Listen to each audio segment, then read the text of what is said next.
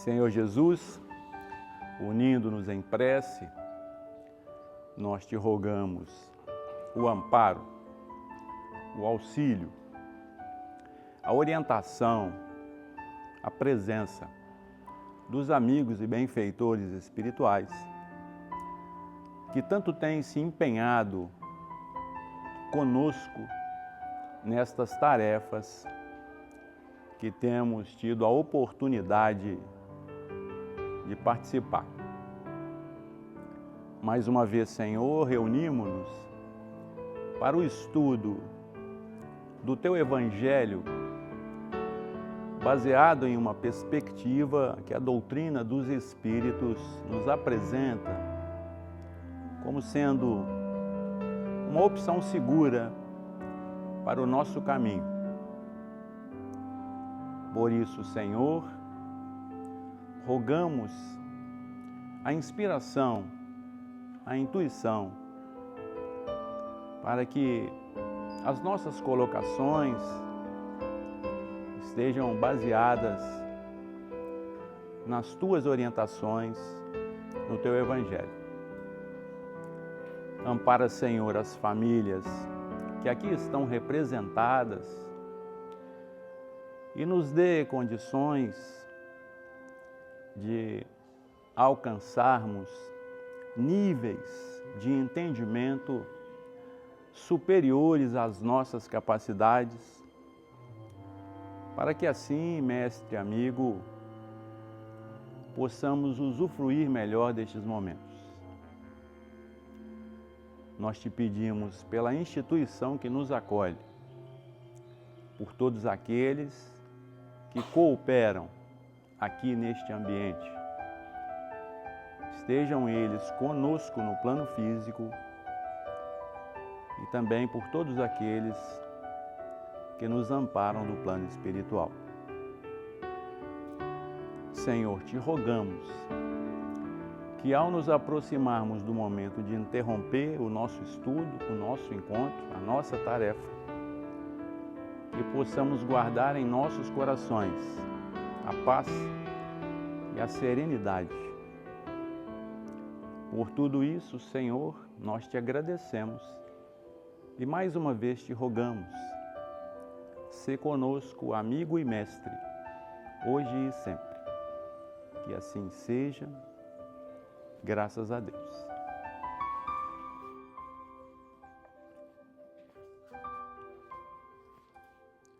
Nós vamos dar continuidade ao livro Religião dos Espíritos, lição 14. Nós vamos fazer a leitura da lição, que está baseada na pergunta 903 do Livro dos Espíritos. Logo em seguida nós vamos fazer a leitura da pergunta 903. Então, Emmanuel diz para a gente o seguinte, título: Censura, reunião pública do dia 27 de fevereiro de 1959.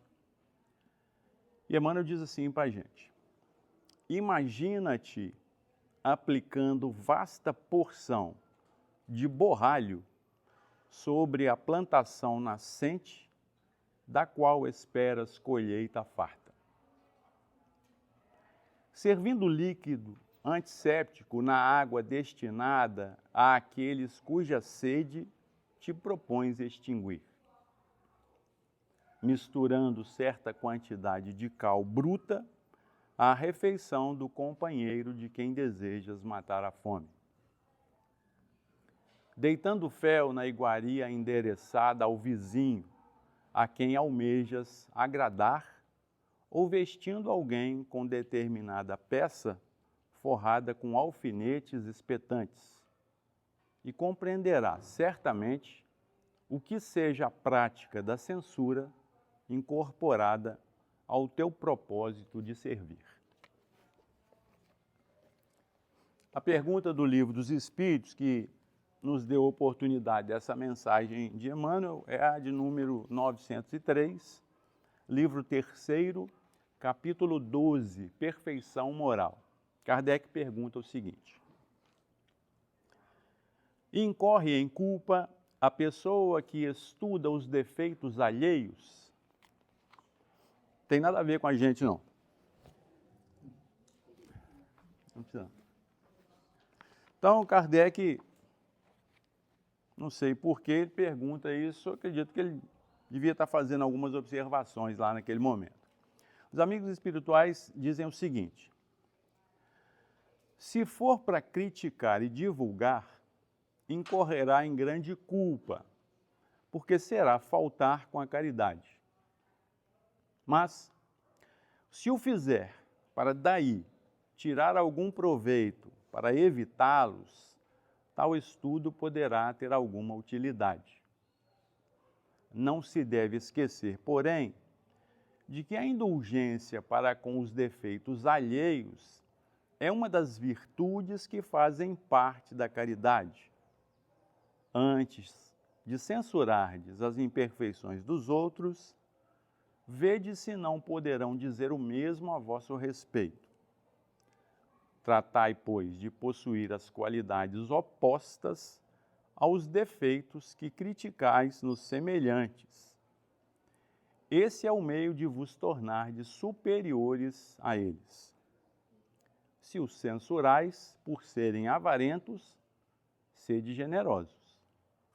Por serem orgulhosos, sede humildes e modestos. Por serem duros, sede brandos. Por agirem com mesquinhez, sede grandes em todas as vossas ações.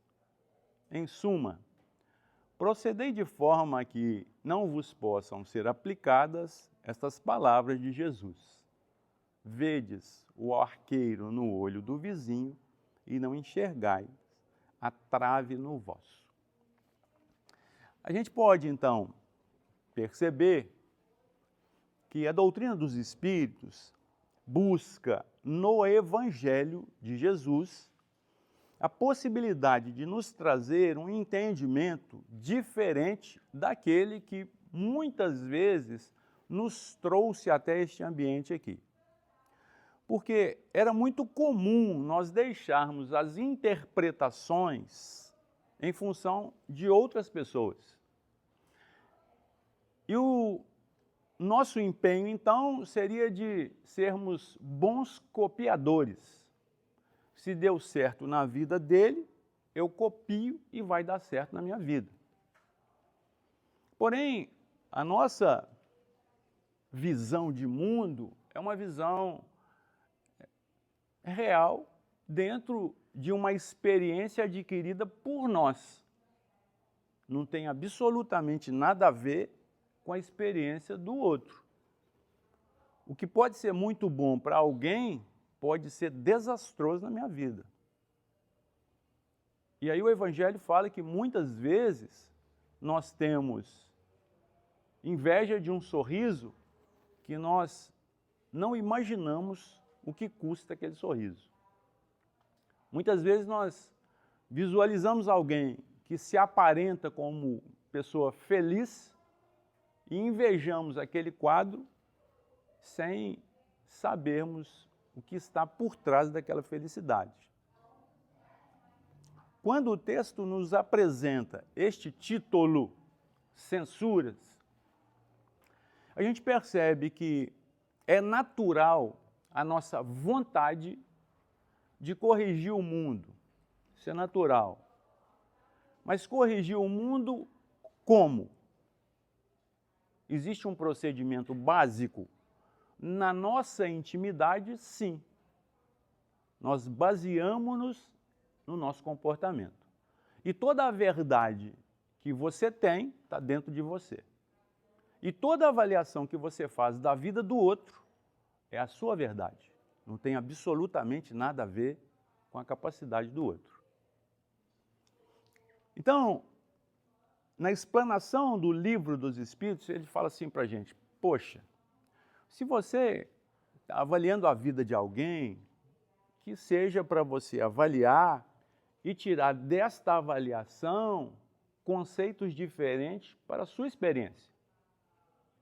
Então, o mal que nós estamos visualizando no mundo não é para nos trazer indignação.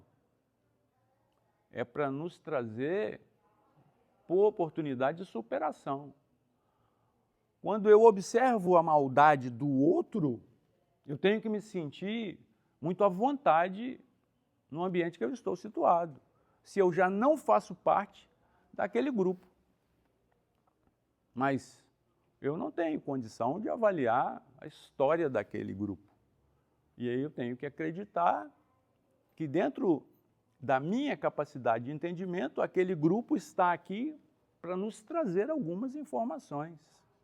Como, por exemplo, não vale a pena agir daquela maneira. Mas essa avaliação tem que ser íntima, isso é para mim. Eu não tenho condições de chegar para aquele grupo e estabelecer padrões de vidas que eu estou perseguindo por um longo trecho na minha vida. E só eu sei a dificuldade que é. Só eu sei a dificuldade que é estar aqui aos domingos.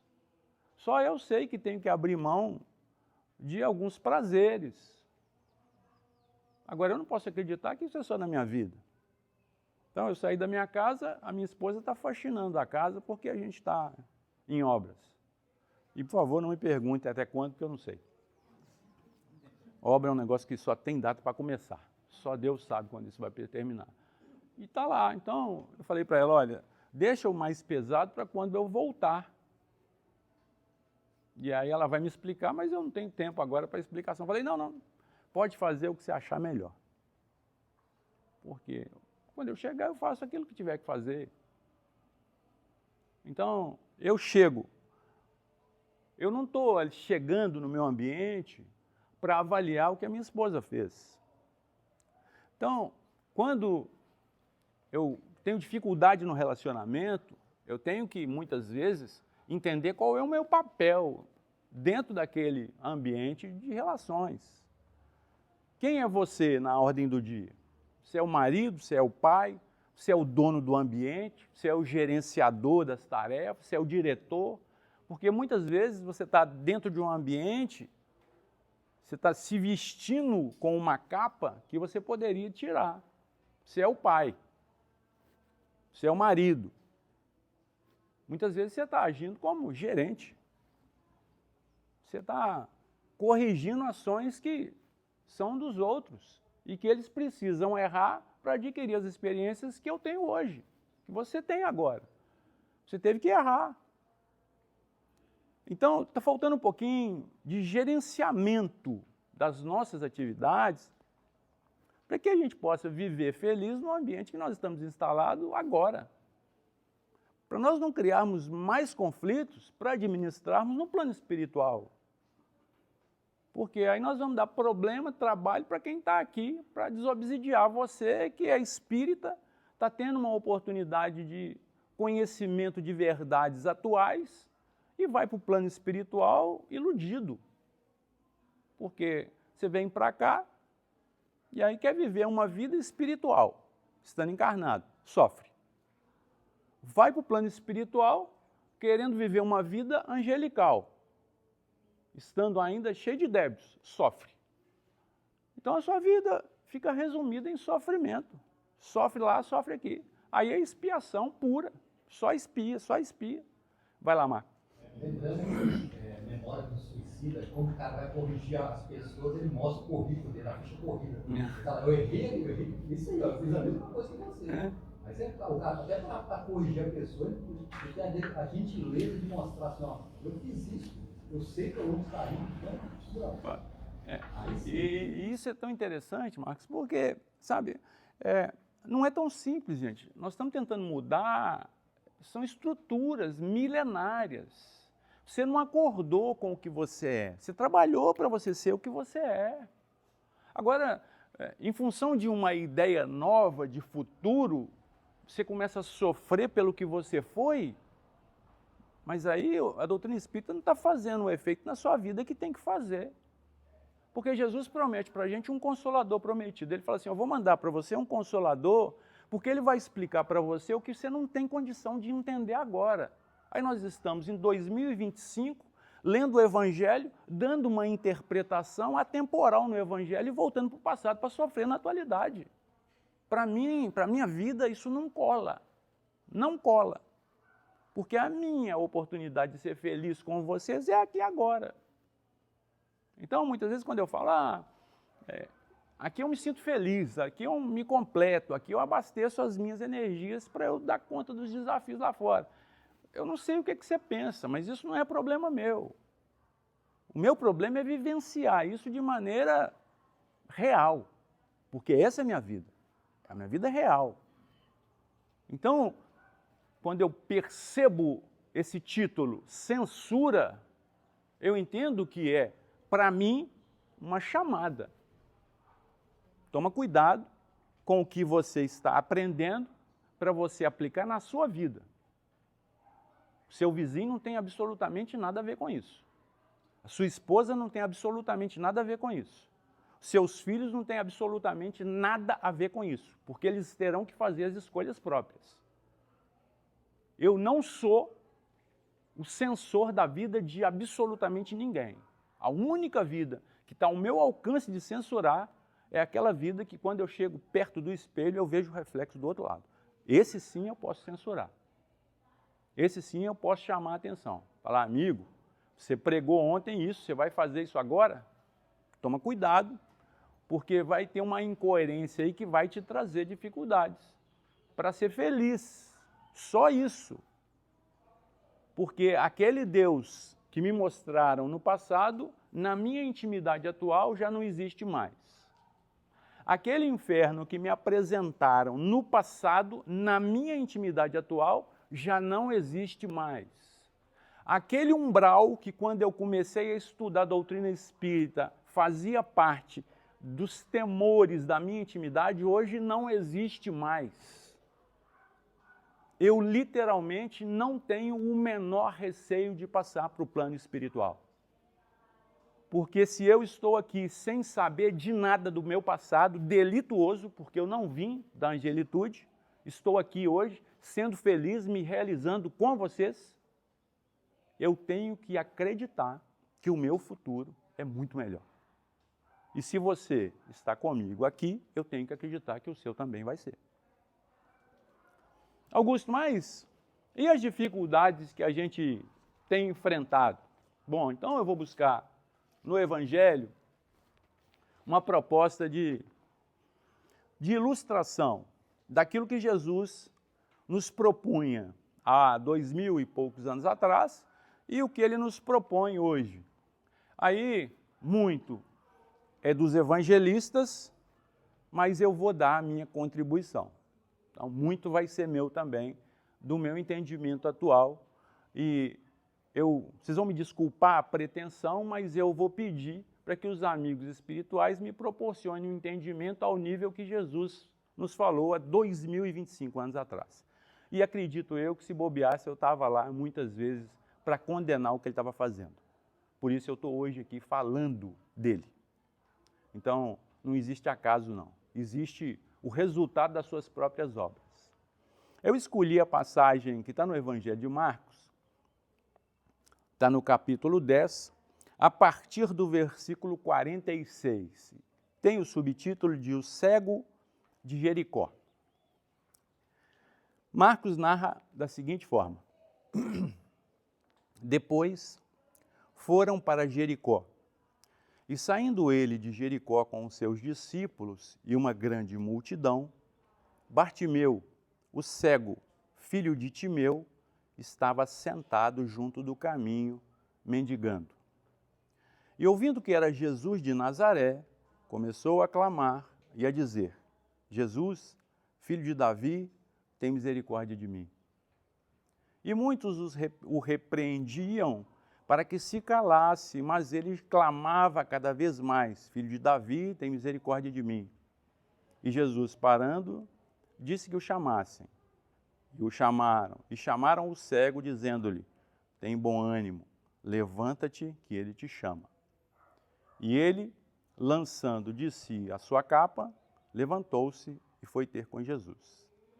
E Jesus, falando, disse-lhe: que queres que te faça? E o cego lhe disse: Mestre, que eu tenha vista. E Jesus lhe disse: vai, a tua fé te salvou. E logo viu e seguiu a Jesus pelo caminho. é muito interessante ressaltarmos que a mensagem ela fica para nós como sendo um cenário de maravilhas, de milagres, mas existem alguns detalhes que muitas vezes passam despercebidos por nós, porque nós ficamos em um estado de êxtase quando nós visualizamos o maravilhoso. E a nossa atenção é sempre no foco da maravilha, daquilo que chama a atenção. Ou, se pudermos ser um pouquinho mais drásticos, dos escândalos.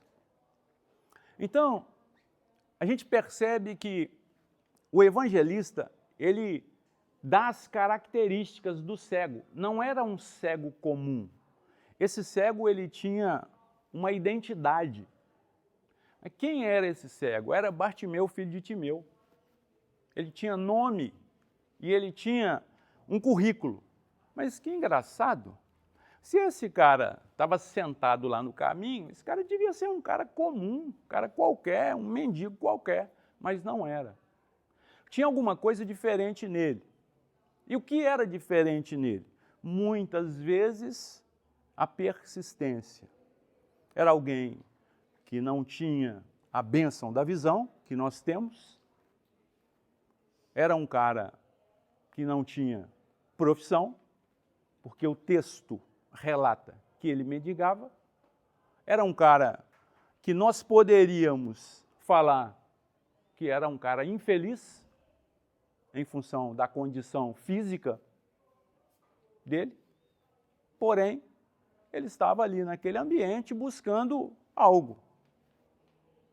Se a gente fizesse uma interpretação bem condizente com a nossa situação, nós poderíamos pensar que Bartimeu era um pai de família que estava ali buscando os recursos para a sua família. E mesmo sem visualizar o quadro em que ele estava ali pedindo para que as pessoas o auxiliassem para que ele se mantivesse. E aí? E aí ele ouve. Muitas vezes, o Evangelho fala para a gente assim, olha, tem uns que terão ouvidos, mas não ouvirão. Tem uns que terão olhos, mas não verão. Bartimeu não tinha olhos, mas ele estava atento àquilo que o circundava, porque era através da audição atenta que ele se mantinha. Então ele tinha tudo para ficar em casa, mas não ficou. A superação, a vontade de ser melhor era muito maior do que os impedimentos físicos, orgânicos que ele tinha. Muitas vezes, na nossa caminhada, o que está nos fazendo feliz é muito menor do que a nossa capacidade de superação. Porém, nem sempre nós acreditamos na nossa capacidade de superar. E ficamos presos, abatidos, em função de pequenas coisas que a vida nos apresenta como desafio. E a gente passa a reclamar da vida ao invés de buscar a superação. Isso é o Evangelho que está falando. Então, naquele movimento de busca, ele percebe. Nós poderíamos falar também da oportunidade. E dizem os sábios, a oportunidade é um cavalo selado que passa na sua porta uma vez. Para a minha realidade, eu falo com você que se você não for um hábil montador, se a oportunidade se apresentar para você como um cavalo selado, deixe ela embora para não agravar a sua situação. Porque se você montar num cavalo sem saber, o desastre é garantido. Então a oportunidade é feita por nós, através das nossas próprias ações. Bartimeu estava superando uma dificuldade íntima e conseguiu estar no caminho aonde Jesus passava. Eu não sei o que você está vivendo na sua vida, mas você pode estar passando por inúmeras dificuldades, que é um processo natural da vida, e você tem a oportunidade de estar em um ambiente em que Jesus vai visitar. O que você vai fazer dessa oportunidade não é problema meu. Nós temos que saber administrar a oportunidade que eu estou tendo. Então, eu tenho falado com os meus filhos, aproveita enquanto eu estou aqui. Porque depois que eu for para o plano espiritual, eu estou indo para o plano espiritual. Eu tenho vivido a minha vida aqui tentando cumprir com os meus compromissos materiais, orgânicos, físicos. Quando eu for para o plano espiritual, eu vou acreditar que eu cumpri o que eu tinha feito aqui. Então, se você quiser andar comigo, a oportunidade é agora. Se você não quiser, é uma escolha sua. Você nasceu na minha família porque você quis e alguém te deu essa oportunidade. Mas nascer dentro de uma família é uma coisa. Escolher os caminhos que a família te propõe é outra, totalmente diferente. Nós escolhemos, tem um momento que você escolhe o seu caminho. Então, vamos deixar a reclamação de lado para quem quiser reclamar e vamos fazer da nossa oportunidade aquela que Jesus está nos propondo. Mas aí, e aonde está a censura? Bom, Bartimeu, ouvindo Jesus, Jesus era conhecido como Jesus o Cristo, mas por que o Cristo? Porque o Cristo é aquele que faz milagres. Jesus é Jesus de Nazaré. Cristo é algo religioso. Quem é Jesus? É Jesus de Nazaré, porque ele era nascido lá. Então, Jesus de Nazaré. Bartimeu se refere ao homem, a Jesus de Nazaré. O cara que falava que ele não era bom, que ele era justo. Ele falava que bom só um, só Deus. Eu sou justo, eu quero ser justo. Muitas vezes nós estamos querendo ser bonzinho. E para ser bonzinho, você tem que passar por cima de muita coisa que você nem sempre está preparado. Porque você cede agora e depois amarga. Você fala que não agora e depois se amarga, porque deveria ter falado sim.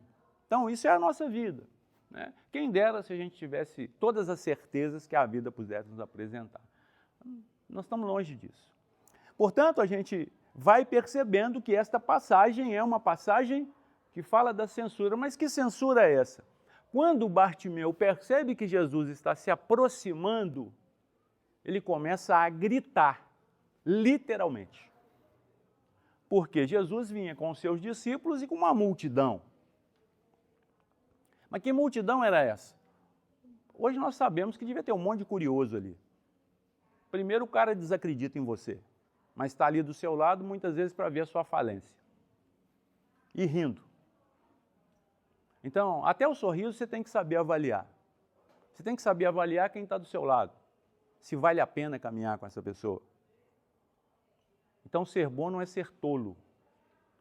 Quando você busca um caminho de retidão, nem todo mundo pode andar do seu lado. Você vai ter que abrir mão de algumas companhias que por muito tempo você fazia parte daquele meio. Por exemplo, quem casa não deve andar com um homem solteiro. Porque são dois ritmos diferentes. Ah, Augusto, mas você pensa assim? Penso não, eu vivo dessa forma, mas isso é um padrão para mim viver, não é para você.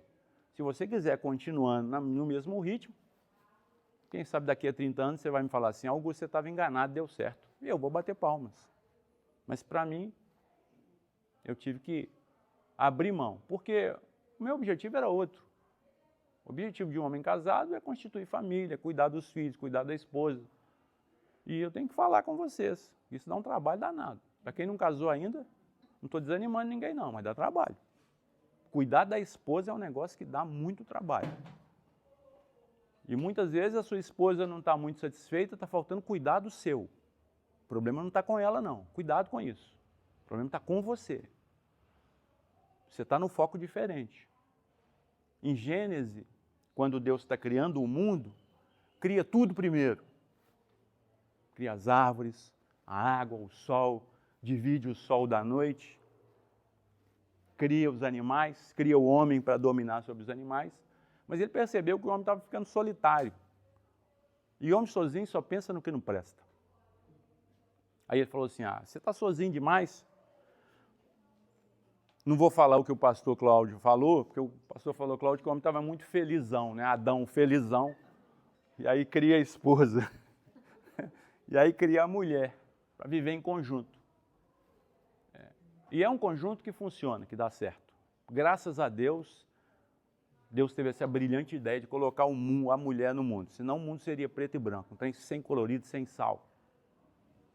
E era perigoso a gente estar lá no fundo ainda quebrando pedra.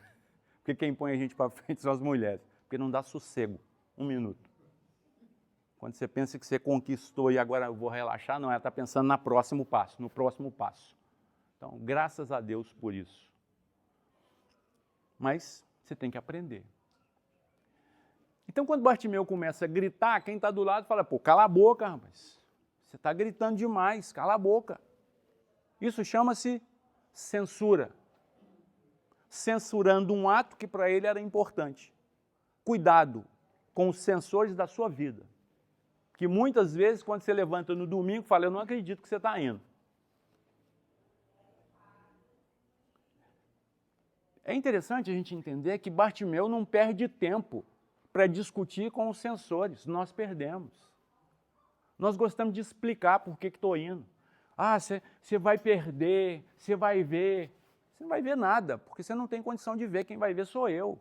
Mas eu não vou perder o meu tempo com os censores, porque eles têm muito mais coisa para fazer na vida deles. Porque quem censura a sua vida não censura só a sua, censura mais um punhado. Então eu não vou perder meu tempo com eles. Quem está com tempo de sobra para falar da minha vida, eu tenho que aplaudir. Porque se eu bobear, não sobra tempo para eu viver a minha própria vida. Como é que eu vou tomar conta da vida do outro? E nós estávamos numa reunião de família na minha casa, e de repente, eu conversando com a minha filha, surgiu um assunto na mesa do lado. E mesa do lado, gente, infelizmente, né, eu não estava com aquele negócio no ouvido, eu estava participando daquele assunto do lado. E é tão interessante que o assunto do lado era de pessoas que não estavam presentes. Eu aproveitei e falei com a minha filha, o que passa na cabeça de uma pessoa falar de alguém que não está presente? E ela olhou para mim e não soube me explicar. Será que é mais importante a pessoa que está ausente do que eu que estou presente? Meu amigo, se eu te convidar para uma confraternização, se eu te convidar para uma festa, eu estou te convidando porque eu quero a sua presença. Porque a sua presença é fundamental na minha confraternização, mas ela não é e nunca será indispensável. Então, se você for, vai ser uma alegria eu te receber. Se você não for, a alegria vai ser compartilhada com os que estiverem presentes. E toda e qualquer explicação que você me der será válida. E eu vou falar com você, se não tem problema nenhum, na próxima você vai. Porque eu te convidarei na próxima também. Então, a minha atenção está nos presentes e não nos ausentes. Natal é momento de confraternizar presente. Com quem está presente, que você confraterniza. Com quem está ausente, você respeita. Você não sabe o que ele está vivendo, então não é problema nosso. Quem está ausente se ausentou porque teve necessidade, porque quis. E nós não estamos aqui para censurar a vida e ação, um ato de ninguém. O que nós temos que aprender com a vida é o que a vida nos apresenta como matéria básica, para que a gente aprenda. E muitas vezes nós estamos repetindo as ações. Todo Natal a mesma coisa. Você já está se planejando para a confusão da confraternização. Porque é o momento que junta aquele montão de gente, que só junta uma vez por ano, e aí você descobre por que só tem que juntar uma vez por ano mesmo. Nossa Senhora, agora eu entendo por que é só uma vez por ano. Então, você pode mudar esse quadro. Augusto, mas eu sou sozinho, eu tenho mais 11 irmãos. Se Jesus tivesse pensado isso, ele não teria vindo para esse monte de ignorante que estava no planeta. Ele veio só. Ele não queria convencer ninguém de nada. Ele deu a mensagem dele, ponto, final. Quem quiser me seguir, pega a sua cruz e me segue. Então, o peso da sua cruz, quem determina é você, não sou eu. Aí você vai relatar para mim, nossa, Augusto, lá em casa está pesado, estou cuidando da minha mãe, estou cuidando do meu sogro, estou cuidando do cachorro, do gato e meu marido não ajuda. Amigo, faça dessa oportunidade a escada de Jacó. Está pesado? Levanta a sua cabeça, pede força para quem tem. Porque se o seu marido não está te auxiliando, não é porque ele não quer, não, é porque ele não tem condições, ele não tem competência. E ninguém desenvolve competência sem a mínima vontade. Para desenvolver competência, você tem que ter vontade. Estar aqui na frente é competência, não é virtude, não. Você tem que desenvolver competências. Então você pensa, ah não, ele é virtuoso, ele é um cara... Não tem nada disso. Virtude eu estou longe. Eu tenho muito é de esforço próprio e de desenvolver competência. Não está boa não, eu vou buscar onde é que está. E agora eu tenho um recurso diferente. Agora eu tenho a gravação. E aí eu chego lá em casa e ligo. Aí toda hora chega um lá no quarto. Mas você está vendo de novo? Estou falando, agora eu estou vendo. Lá eu não estava vendo. Lá eu estava expondo. Agora eu vou ver aonde eu estou errando. Porque eu não estou aqui para acertar. Por isso é que eu não posso censurar. Então, nessa proposta que Emmanuel fala, poxa, como é que você quer ajudar alguém censurando? Aí, uma pessoa que está com um conflito conjugal vai me pedir uma opinião. É natural que o que tem a atitude de buscar o amparo vai apontar os problemas do outro. Isso é natural. É natural. Se eu recebo a esposa vai me falar tudo quanto é ruim do marido.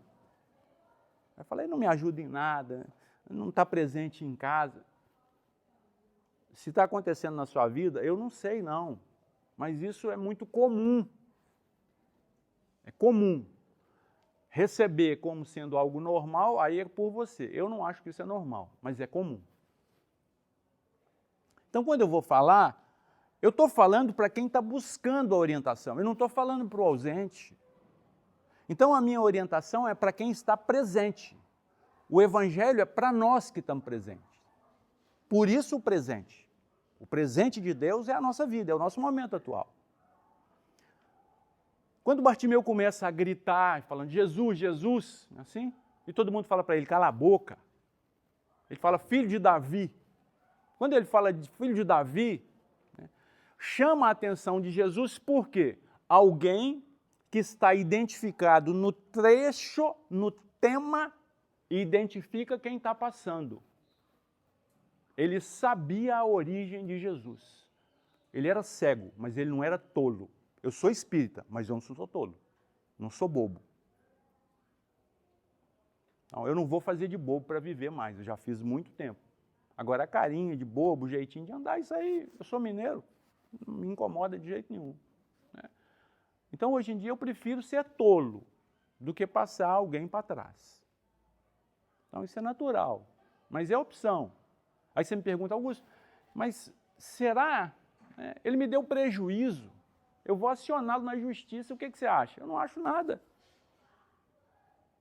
O que você faria? O que eu faria. Você faz o que você tem que fazer. A sua vida é uma, a minha vida é outra. Eu não posso te aconselhar com base na minha vida, porque eu vou dar com os porcos na água, como dizia minha mãe. Né? E dar com o porco na água é uma questão de desobsessão. Não foi assim que aconteceu no Evangelho? Tira os espíritos imundos e joga nos porcos, os porcos pulam na água. Mas levou alguns anos de estudo de Evangelho para eu entender quando minha mãe estava falando de dar com os porcos na água, era um trabalho de desobsessão. Mas eu não entendia isso. Pensava que fosse algo que ela estava falando. De onde ela tirou isso, eu acho que ela nem sabe. Mas já estava falando comigo de desobsessão lá atrás. Então, a censura do outro fez pouca diferença na vida de Bartimeu, no momento de Bartimeu. Toma cuidado para você hoje não estar sendo Bartimeu, porque você será censurado naquilo que você está buscando. Pessoas vão falar para que você se cale. Pessoas vão desacreditar naquilo que você está fazendo.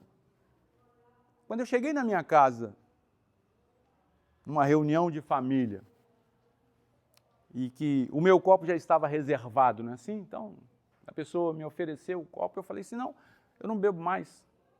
E aí todo mundo começa a rir, porque é natural, é o sorriso dos tolos. E eles falam assim, mas por quê? Eu falei, porque eu não quero. É a explicação que eu tenho que dar da minha vida, porque eu não quero, ponto final. E aí eu falei para eles assim, eu sou espírita. Eles falaram, o quê? Eu falei, eu sou espírita. E aí uma irmã falou assim para mim, mas não mexe com isso não. Vocês estão rindo? Eu também ri. Eu falei, mas mexer com isso o quê? Mexer com esses negócios? Eu falei, mas que negócio? Como se eu estivesse traficando. Porque esses negócios, você tem até medo de falar. Não, mas não é isso não, gente. É Jesus, é o Evangelho. Não, deixa para depois. Gente, o seu momento é agora. O meu momento é agora. Eu não posso deixar para depois. O seu chamado é hoje. O meu chamado é hoje. Todo dia, Jesus tem um chamado na nossa vida, todos os dias. Levanta a sua cabeça, eu estou aqui. Levanta a sua cabeça, você é muito mais do que o seu problema. O seu problema é para te apurar, é para te sensibilizar, não é para te derrubar, não é para te deixar deitado no chão. E isso é tão interessante que muitas vezes as pessoas acham que quem fala não tem problema nenhum. Quem me acompanha de mais perto sabe. E a minha esposa pediu até para eu não falar mais dela nas reuniões. Não, você fica me expondo. Eu falei, mas você casou comigo? Ela falou assim, não, mas... Eu falei, vamos fazer um negócio? Você muda o seu comportamento, vira anjo, e aí quando eu falar de você, todo mundo vai falar, nossa, nossa. Acabou o assunto. Então, eu não posso falar da esposa do Emerson, né, Gladys? Não posso. Não posso falar. Eu não posso falar da esposa do Charles. Não posso. A esposa do Cássio. Por quê? Porque não são minhas esposas. Quem me faz raiva é a minha. Quem faz raiva em você é a sua. Aí como é que eu vou, sabe? Aí, gente, poxa, né? Você está se importando com muito pouco. Imagina a nossa vida, a sua vida, sem alguém para te perturbar. Que coisa monótona. Como é que você ia chegar onde você está, sem ninguém para te perturbar?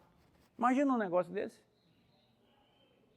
De novo, nós estaríamos quebrando pedra lá atrás, achando bom, maravilhoso, né? Quebrando pedrinha lá, sem ninguém mexer com a gente. Não, nós estamos hoje na tecnologia celular. Nós estamos falando hoje do mundo espiritual que poucos acreditam. Isso é fé. Falar naquilo que eu posso testemunhar, daquilo que eu posso dar exemplo, isso não é fé. Isso pode ser até ciência. Porque eu falo no átomo, todo mundo acredita, mas ninguém vê. Só se você tiver um aparelho especial. Quando eu falo no espírito, pouquíssimos acreditam. E acham que isso é um negócio de outro mundo. Eu vivo essa realidade. Porque eles estão conosco nesse momento. E aí você imagina o seu pai, a sua mãe, seu tio, seu filho, que já passou para o plano espiritual e que não teve essa oportunidade que você está tendo. E muitas vezes você está vivendo conflito porque o seu pai ou a sua mãe proporcionou para você uma experiência lá no passado, sem ter a mínima condição de entender até o que estava fazendo, e você está vivendo aqui um conflito porque você está preso no passado.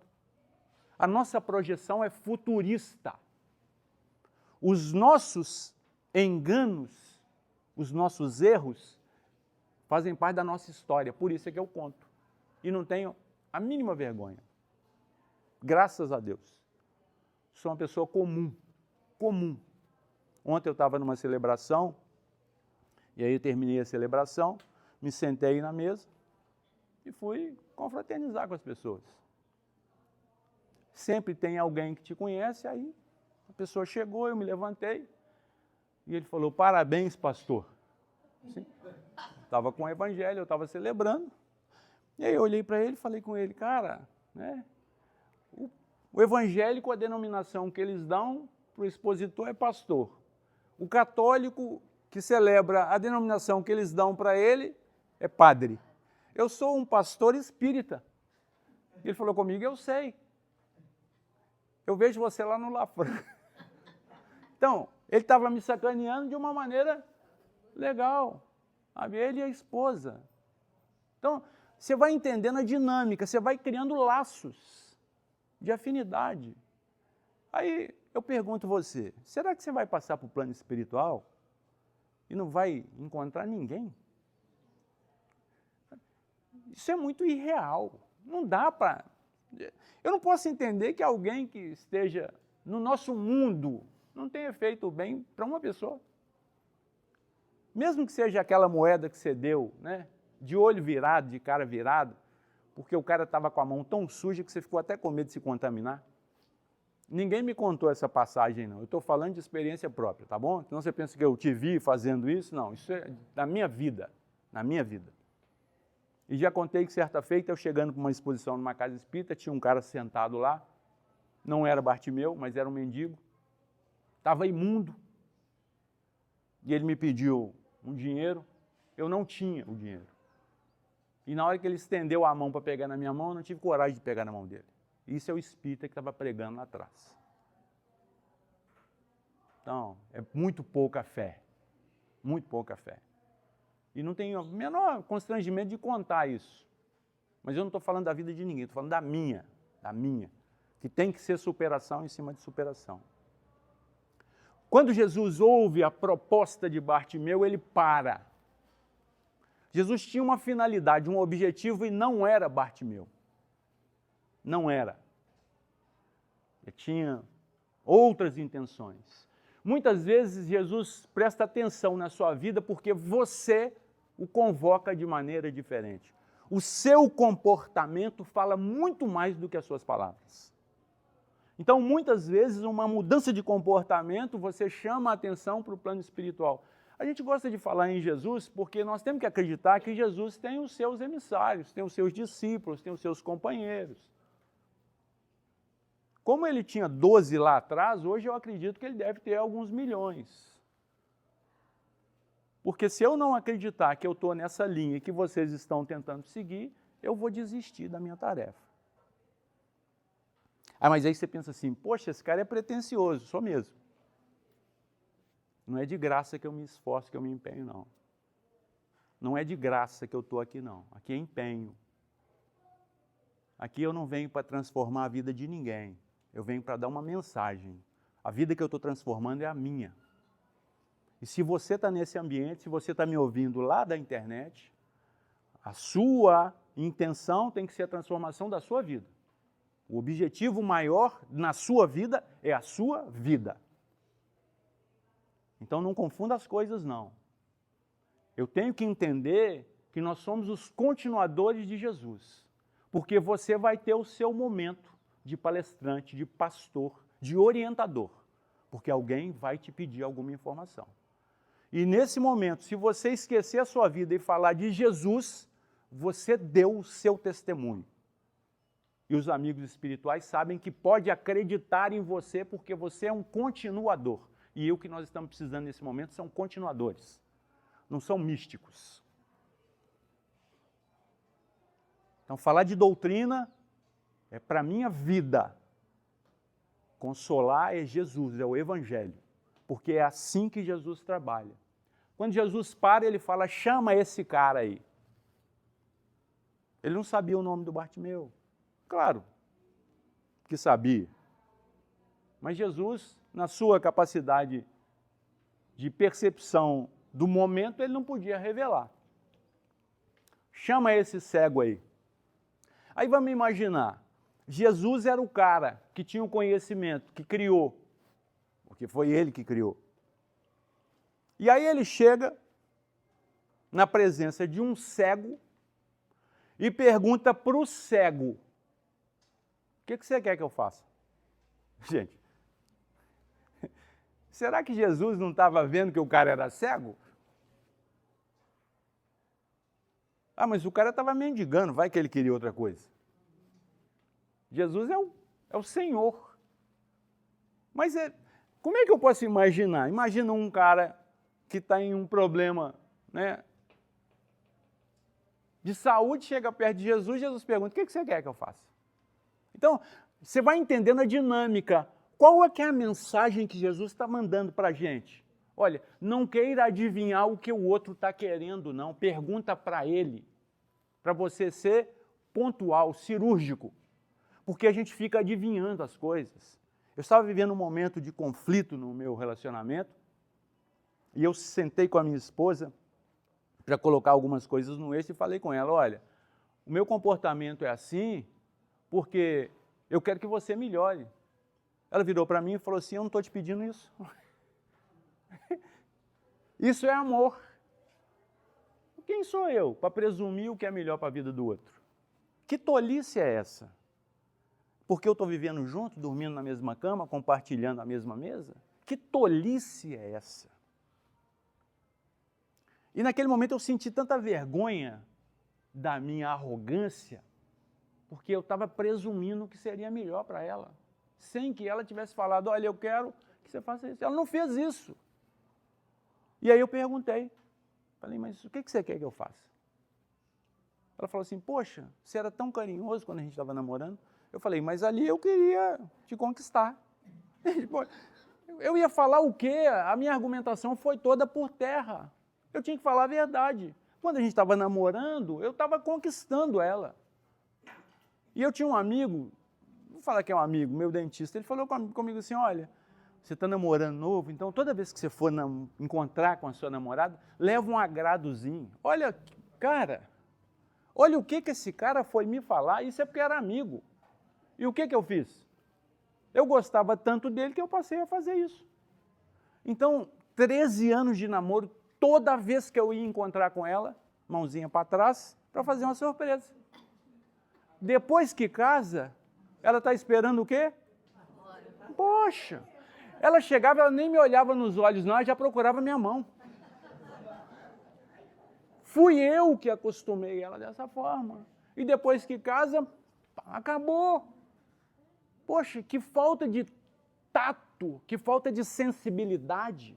Agora chega com sacola de compra na mão. Olha, não, que compra, supermercado, e acha que está fazendo graça, não é assim? Olha, fui lá na padaria, amigo, isso é obrigação. Isso é obrigação. Não, eu vou comprar uma carne para gente. Cara, isso é obrigação. Pão, não. Pão, então, por quê? Nós perdemos a sensibilidade com a proximidade do relacionamento. Você perde. E aí você reclama que a sua vida está ruim. Pô, se a sua vida está ruim, você tem que se empenhar em saber o que está ruim, porque já foi bom, porque chegou nesse momento. Então não é censurar o que o outro está fazendo, é entender por que ele está fazendo isso. Muitas vezes ele está tentando chamar a sua atenção para algo que você está fazendo errado. Isso é conviver, porque viver é a maior manha, mas conviver é difícil para danar. Então, a pessoa vai dando sinais e o relacionamento ele se desgasta com o tempo. Você tem que se renovar todo dia, todo dia. Você tem que descobrir o que a sua esposa quer, porque ela sabe muito bem o que você está querendo. Mas nós, imagina um trem desse. Você tem que ficar adivinhando, né? Ah, hoje eu vou fazer o quê? E normalmente você erra. É natural. Mas nós podemos desistir. Errou? Faz de novo. Errou? Faz de novo. Eu fui encontrar para uma amiga que queria dar uma bolsa para minha esposa. Aí eu fui lá na loja da amiga e escolhi a bolsa. Na primeira oportunidade, o que a minha amiga fez? Comprou a bolsa e deu para minha esposa. E ainda falou comigo assim no ouvido. Não conta nada para ela, não. Então, imagina um negócio desse, né? Se eu queria fazer uma surpresa, eu fui surpreendido com a surpresa da minha amiga. Então, aí eu vou ficar triste? Não. Ela me fez economizar um. Então, eu fico feliz. Mas a surpresa eu vou ter que bolar outra. Quando Jesus para e manda chamar o cego, e o cego chega na presença, o que você quer que eu faça para você? Fala, Senhor, que eu tenha vista. O que nós estamos pedindo para Jesus nesse momento que nós estamos reunidos é falando para o Senhor, Senhor, que eu tenha condição de enxergar o que o Senhor está proporcionando na minha vida, na atualidade, para que eu seja uma pessoa repleta, para que eu possa viver de maneira feliz, sem tirar a felicidade daqueles que estão no meu entorno, para que eu seja o sal, para que eu seja a luz que o Senhor disse em algum momento no Evangelho que eu deveria ser. E o sal é um negócio tão interessante que quando você está se deliciando com uma refeição, você não pode perceber que ele foi empregado. Porque o sal ele tem que despertar os sabores de todos os ingredientes envolvidos naquele prato. Mas se ele se mostrar, quando você estiver na presença de alguém, não se mostre, mostre ao outro a importância dele na sua vida. Isso é ser sal. Muitas vezes nós estamos querendo ser, né, a última azeitona do pacote. Para aqueles que gostam, né? A uva passa do Natal. Assim? O cara chega na sua casa, já olha, tem uva. Assim, já faz aquela carinha. Não, se você for na minha casa, vai ter uva passa, porque eu adoro. Então, essa era a proposta. Chama o cego. O que você quer? Você, na vida de alguém, querendo ajudar, lembre-se de Jesus com o cego Bartimeu. No que eu posso ser útil na sua vida? Não se antecipe, não faça avaliações menores, não suponha nada. Deixe que a pessoa se apresente e te faça as requisições que ela precise. O nosso relacionamento íntimo deve ser baseado nesta passagem. Você não tem que adivinhar nada. Você tem que sentar e perguntar para os integrantes da sua família: o que eu posso fazer para melhorar este ambiente? O que eu posso fazer para que você se sinta amada por mim? Não basta você acreditar que ama a sua esposa. Ela tem que vivenciar esse amor. Porque você tem tanta confiança em si mesmo que o seu amor basta. Eu não tenho que falar nada para ela porque eu amo mesmo. Eu sou um cara fiel, eu sou um cara honesto. Isso são virtudes que você está buscando para você. Não tem nada a ver com a sua esposa.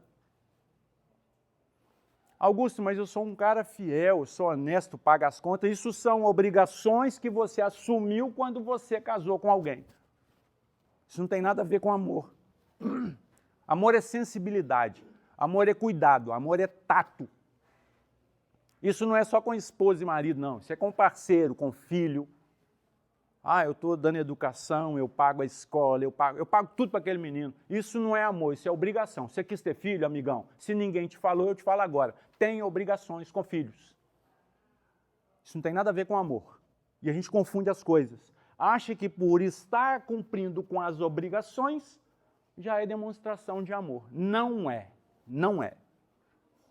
Você virou um ogro, você é um cara seco dentro do seu relacionamento, cumpridor de obrigações, simplesmente. E acha que é o cara. Então, amar é diferente. Amar é compartilhar, é sentar, é brincar, é se divertir, é ter momentos de lazer, de prazer, de alegria. Isso é amor. Por isso eu falo com os meus filhos: olha, aproveita enquanto eu estou junto. Então, a minha filha, praticamente todos os ambientes que eu vou, ela está junto. Todos os ambientes. Vamos, filha? Vamos. Vamos, filho? Vamos. E o filho? Vamos, filho? Ah, não. Vamos, filho? Ah, não.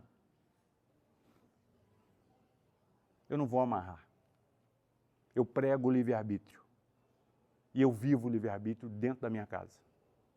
Eu não posso ser incoerente a ponto de pregar para alguém do lado de fora e impor dentro da minha vida. Quem está comigo tem que querer estar comigo. E se quiser estar comigo, tem que andar comigo. Então, a proposta de Jesus não é para quem tem virtude. Não é para anjo. Se ele quisesse anjo, ele teria vindo com uma corte. Ele fala para a gente assim: olha, eu vim para os doentes, olha nós aqui. E aí você fica pensando assim: nossa, mas eu estou tão longe. Apesar de eu estar longe, eu não vou parar de caminhar. Eu vou continuar caminhando.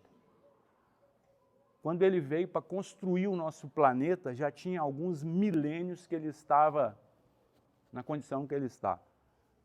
E isso não me diminui. Isso me promove. Isso me impulsiona. Porque essa é a proposta de Deus para nós. Uma vida diferente. Quando Jesus dá a oportunidade a Bartimeu para uma nova vida, ele fala para Bartimeu o seguinte: olha, a sua fé te salvou. Porque mesmo com as censuras, mesmo com todo mundo conhecendo a sua vida, sabendo que você era um cego, um mendigo, você não se abateu. Você se levantou e continuou buscando aquilo que você queria, mesmo sem acreditar que um dia pudesse ver. E por isso você está vendo. Não é por acaso, não é porque eu passei aqui agora, é porque você preparou isso para a sua vida. Você quis muito mais do que todo mundo que não acreditava naquilo que você queria. Por isso você conseguiu. Por isso você construiu a história que você está vivendo hoje. Se você construiu a história que você está vivendo hoje, não deixa ninguém desacreditar você. Não aceite menos do que você merece. Quem determina a vida que você vive é você. Você não tem que ter nada para ser feliz, além de coragem. Porque felicidade é algo que está na sua intimidade. Não é aquilo que está fora de você que te proporciona momentos. Felicidade é integridade com a vida, com todos os momentos que a vida te apresenta. E não é porque eu sou feliz que eu não vou passar por dificuldades. Eu vou passar por dificuldades sim, porque esse é o momento das dificuldades. Mas de cabeça erguida, acreditando em Deus que me deu a oportunidade de testemunhar e pedindo a Ele forças para continuar em frente. O Natal está aí e é isso que eu tenho para oferecer para vocês. Acredite em você. Você é um presente de Deus na vida de alguém. Faça com que esse presente apresente para aquela criatura que está no seu entorno, que está com você, seja algo que vale a pena, que mude o ambiente, que mude o contexto, que seja aquela surpresa que ela não está esperando. O seu passado não te define. O seu momento atual é que programa aquilo que você vai viver. Quem vive de passado é museu. A nossa proposta é de vida feliz e felicidade plena a partir de agora. Você não merece mais do que isso. Que Deus nos abençoe a todos e que possamos, nesse momento de confraternização universal, viver uma vida plena, apesar dos pesares. A proposta de vida que Deus nos oferece é de felicidade, contentamento, agradecimento. Em tudo, dai graças. Deus é bom o tempo todo o tempo. Vamos fazer a nossa prece para agradecer o nosso momento. Mestre amigo, agradecidos pelo encontro, pelo reencontro, eu te agradeço, Senhor, de maneira bem particular e íntima, pela presença destas famílias neste ambiente, por estas famílias que nos acompanham através das redes sociais, que elas também possam sentir estas vibrações de carinho que nos envolvem neste momento. Senhor, nós sabemos, conhecemos a nossa condição e por isso, Senhor, nós te rogamos o amparo. Permita, mestre amigo, que nossos amigos e benfeitores espirituais, caminhando conosco, possam aproveitar as nossas ações para que também sejamos úteis. E que todos aqueles, Senhor, que passarem pelos nossos caminhos, aqueles que estiverem sentados, Senhor, à beira do caminho, que eles possam sentir a Tua presença na nossa presença. E que tenhamos a coragem de dar o nosso testemunho de fé, onde quer que nos encontremos, hoje e sempre. Que assim seja, graças a Deus.